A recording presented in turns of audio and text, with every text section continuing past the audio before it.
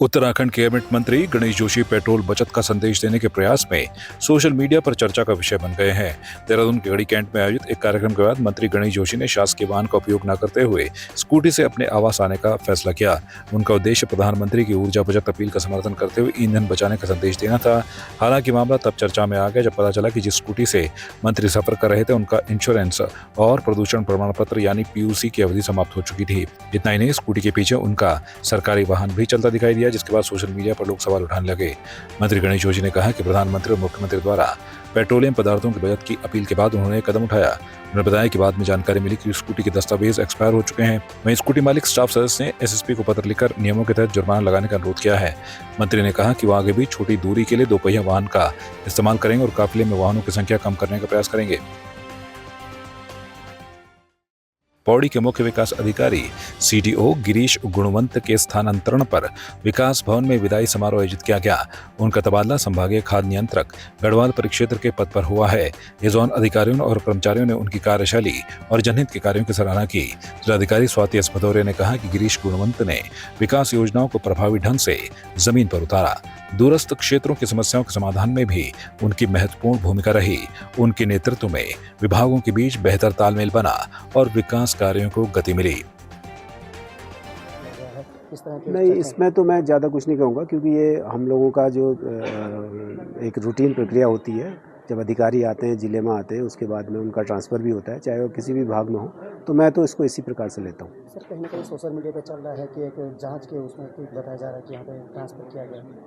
नहीं, क्योंकि ये तो जो शासन के द्वारा ये ट्रांसफ़र हुआ है और वो एक रूटीन प्रक्रिया होती है, तो मैं तो उसी प्रक्रिया के अधीन ये ट्रांसफ़र हुआ है और उस पर आए हैं और अभी रिलीव होकर मैं आज यहाँ से चले जाऊँगा।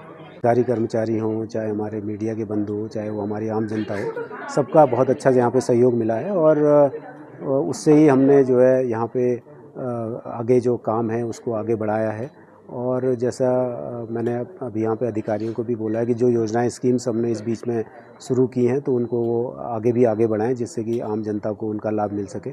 और जो भी योजनाएं सरकारों के द्वारा, चाहे राज्य सरकार हो, केंद्र सरकार हो, उनके द्वारा जो भी स्कीम्स लॉन्च की गई हैं उनका लाभ हमने जनता तक अधिक से अधिक पहुँचे, इसका प्रयास किया है। और विभिन्न माध्यमों से जो भी हमारे डिपार्टमेंट्स हैं, जो विकास के, कृषि है, पशुपालन है, मत्स्य है, सहकारिता है, उद्यान है, इन सभी विभागों के माध्यम से और अपने ग्रामीण विकास की जो स्कीम चलती हैं, REAP है, NRLM है, उनके माध्यम से ग्रामीण जनता को अधिक से अधिक लाभ देने का प्रयास किया गया है। और बहुत सारी स्कीम्स लॉन्च की गई हैं जो कि आने वाले समय में जो हमारे ग्रामीण जनता है उनको अवश्य ये लाभ पहुँचाएंगे।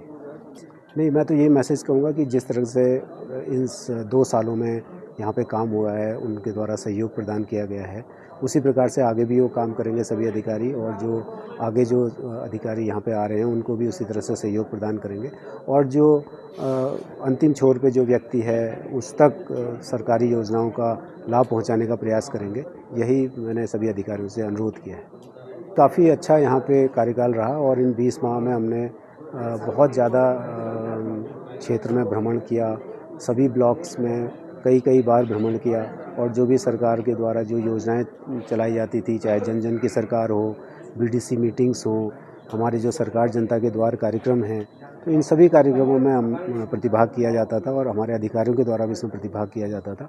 तो और इससे जो आम जनता है उनकी क्या क्या समस्याएं हैं उसको भी जानकारी, उसका अवसर मिलता था कि वो क्या क्या समस्याएं क्षेत्र में हैं और उनका हम लोग उसी प्रकार से निराकरण करने का भी प्रयास करते थे। नहीं, मैंने जैसे पहले भी बताया कि जो भी काम स्टार्ट किए गए हैं या जो पहले से चले आ रहे हैं काम हैं, उन कामों को सभी अधिकारी आगे बढ़ाएं और जिससे कि वो काम अपनी जो फाइनल डेस्टिनेशन है वहाँ तक पहुँचे। और जब वो फाइनल होगा तभी उसका हमें लाभ मिल सकता है।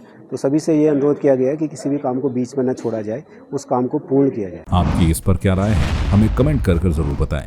इसके साथ ही आप हमारे YouTube चैनल को सब्सक्राइब कीजिए। आप हमें Facebook, Instagram, Twitter पर फॉलो भी कर सकते हैं और संवाद 365 के साथ एक क्लिक में जुड़ने के लिए डाउनलोड कीजिए संवाद 365 ऐप।